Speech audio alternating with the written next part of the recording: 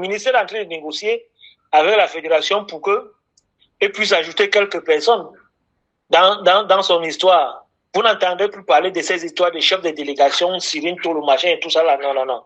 Ça, c'est terminé. Vous voyez un peu. Donc, ne vous laissez pas, ne vous laissez pas griser par tout ce que vous voyez comme communication des gens du ministère des Sports là. C'est du pipeau. Ils sont à la ramasse. Ils n'ont plus, la fédération a actuellement les mains libres sur toute cette affaire. Même les joueurs qui comptaient sur un revirement du ministre des Sports pour mettre un peu la pression pour qu'on change la liste, pour qu'on les rappelle et tout, eux-mêmes, c'est mort. C'est mort. Même, vous avez entendu le ministre dans sa, je ne sais pas si c'est dans le communiqué ou c'est dans son discours, il a dit que vous n'avez plus droit à l'erreur, quelque chose comme ça. C'est-à-dire que c'est parce que madame la vice-présidente, c'est quelqu'un de très réservé, de très calme. Et je suis sûr que si le président aurait été dans la salle, il aurait remis ce monsieur à sa place. Il aurait, c'est-à-dire que cette phrase-là est très malhonnête. C'est-à-dire que il s'exprime là comme s'il avait encore quelque chose à dire en disant au président, à la fédération, quand vous remet l'équipe, vous n'avez plus droit à l'erreur. Toi qui pour dire aux gens qui n'ont plus droit à l'erreur? On t'a enlevé l'affaire entre les mains comme un gamin. C'est-à-dire que moi, à sa place, même, j'aurais démissionné parce qu'on ne peut pas te ridiculiser. Je crois que c'est la 4e fois que ce monsieur se fait autant ridiculiser. C'était sa affaire de Lyon contre la fédération. Ça a commencé avec Concessao. On dit que Tao sera l'entraîneur. Le lendemain, toi, dit qu'il n'est pas l'entraîneur et on l'a limogé. Ce monsieur est allé à la fédération, dit que le chef de l'État, dans son discours, a dit que voici le staff. La fédération a dit que 0, ce n'est pas le staff là. Il a été désavoué à la présidence, on a changé le staff, son banc long, je ne sais pas c'est qui l'avait amené là comme coordonnateur, et son team manager, et son team machin, et son team précis ont tous été balayés. Avec son entraîneur, la fédération dit que non, d'avant ça même d'abord, il dit que la fédération ne doit pas organiser l'AG, la fédération dit que non, on va organiser l'AG, il ne te fatigue même pas. Il écrit à son collègue et ministre qui ne se gêne même, qui ne répond même pas. C'est-à-dire que même par courtoisie administrative, tu aurais pu je prends acte de ta correspondance, je vais voir ou bien je ne peux pas. C'est-à-dire que même ça, il n'a pas répondu. Le ministre a envoyé ses représentants, le ministre a envoyé le préfet, aller s'assurer que tout est en place. On a même envoyé la gendarmerie, aller ramasser tous les badauds qui manifestaient dehors. C'est-à-dire que voilà une autre humiliation qui se prend. Sur son entraîneur, il dit que l'entraîneur va aller à la canne, machin, tout. La fédération dit qu'il n'est pas je le limoge. Il rumine, il appelle à gauche, il appelle à droite pendant une semaine. Ça ne donne pas le dit. Vous avez vu la réunion qu'il a organisée au Palais des Sports avant-hier.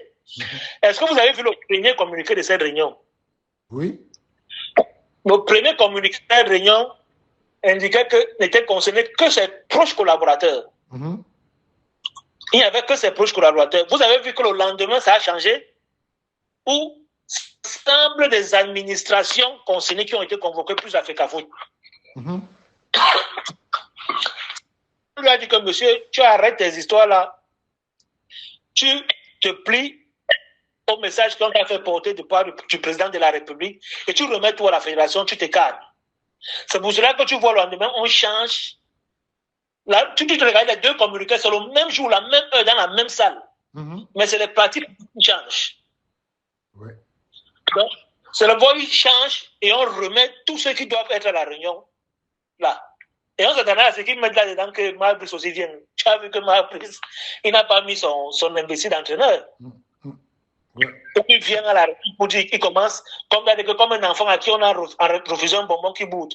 Il commence à dire qu'il félicite Marbrice. Il félicite les lions. Qu'est-ce qu'on en a à foutre? Félicite même le ciel si tu veux. C'est-à-dire que tu es là pour faire ce qu'on te demande de faire et tu laisses la fédération travailler. C'est pour cela que vous avez le bureau, il a déjà vidé. Ah bon? Ok. Il a enlevé toutes ses affaires personnelles dans son bureau. Où il est là, il n'est pas différent de quelqu'un qui travaille dans un open space. Tu vois, quand tu parles dans open space, là, chaque personne a le bureau, tu viens seulement avec ton laptop, tu travailles. Chacun s'assoit où il est. Donc, où il est là, actuellement là, moi, le combi n'a plus aucune de ses affaires dans son bureau. C'est pour cela que vous réunions qu'on tenait au ministère, maintenant c'est au palais des sports qu'on va les tenir. C'est un scoop, ça.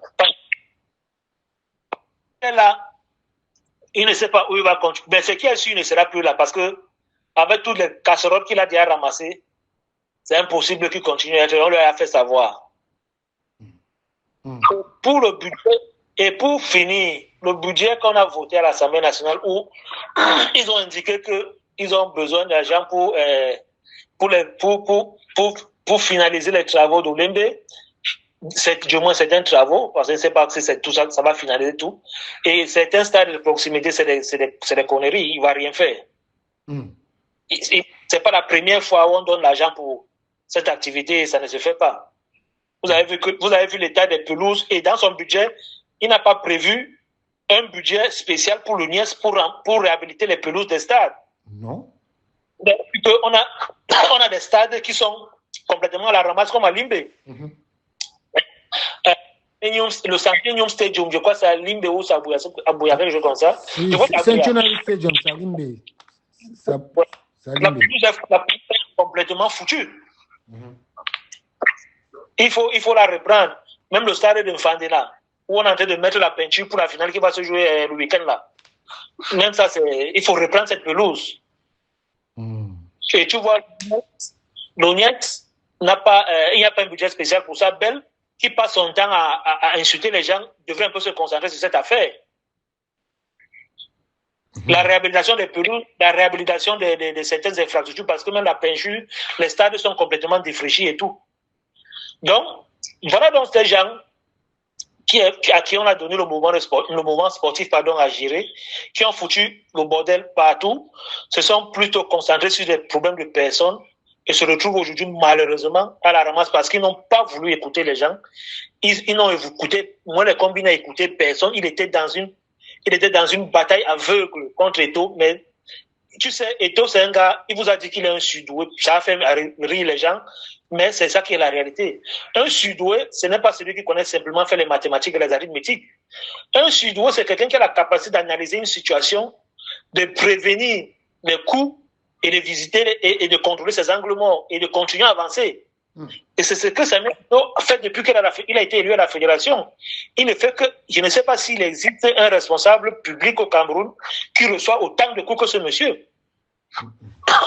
Il fait des coups de partout, même au sein de la fédération, avec des gens qui travaillent, qui sont là juste qui passent le temps à le trahir, parce que comme on a bloqué, parce que les gens étaient habitués à faire du faux, avec le transfert des joueurs, avec l'argent de la fédération, et que Eto'o a venu bloquer tout ça. Mais même au sein de la fédération, il y a gens qui travaillent pour le faire partir. Et on a commencé à comprendre. Vous savez, Eto'o au début, il est venu laver le sang chaud. Il ne comprenait pas comment l'attitude managériale a adopté. Lui, il venait pour changer les choses. Mais il n'avait pas encore la méthode. Mais je peux vous dire aujourd'hui que ce monsieur a acquis de l'expérience, il a acquis les principes managériaux. Il a la méthode maintenant. Et les coups qu'il a reçus il y a de cela 4 ans, il s'est dit que si vous n'avez pas réussi à le battre, il y a de cela les 4 dernières années, vous ne pourrez plus le battre. Parce qu'il a la bouteille dans le management. Il sait où aller, comment faire, quels sont les trous à éviter et tout. Il a passé 4 ans à faire des procès qu'il a gagnés. Il a passé 4 ans à recevoir des coups qu'il a réussi à esquiver. Son élection, même à la CAF, c'était toujours une bataille. Et aujourd'hui, c'est un homme aguerri, un homme, vous avez suivi son interview, vous avez vu l'attitude, le comportement, où on l'a managé, savoir comment gérer les émotions, savoir comment gérer les questions, savoir comment gérer les situations intrigantes que pourrait amener un journaliste sur un plateau. Vous avez vu que même parfois il s'était perdu dans son propre interview. Et même lui, il était carrément à la ramasse. Donc, le gars à qui il a appris, et c'est ça que moi, le combi n'a pas compris. Moi, le combi a cru qu'il était professeur, il allait rédiger les communiqués avec un gros français, ça allait passer. Mais non, tu as en face de toi quelqu'un qui s'est entouré. Et je fusille toujours le discours des gens qui disent qu'Eto'o est mal entouré. C'est de la bêtise. Si Eto'o aurait été mal entouré, qu'il n'aurait pas gagné tous les procès qu'il a gagnés jusqu'aujourd'hui. C'est-à-dire que même face à ça, vous avez des gens qui continuent à dire qu'il est mal entouré. Mais il faut être entouré pour qu'on comprenne qu'il est bien entouré. C'est vrai. Si Eto'o aurait été mal entouré, il n'allait pas gagner les procès qu'il a gagnés jusqu'à aujourd'hui. Il n'allait pas recevoir le satisfecit de la FIFA sur la gestion financière et comptable de la fédération. C'est vrai. La FIFA a audité la fédération. La FIFA audite la fédération. Et elle n'a jamais trouvé rien de mauvais. Et même quand Eto'o a envie de changer la destination d'un budget, il fait la demande. Il fait la procédure qui se doit. Vous avez vu la dernière fois l'Assemblée générale, avant l'Assemblée générale élective, il avait demandé l'autorisation de l'Assemblée générale pour changer la destination d'un budget. Vous allez accuser ce gars de quoi si ce n'est pas de la sorcellerie que les gens font.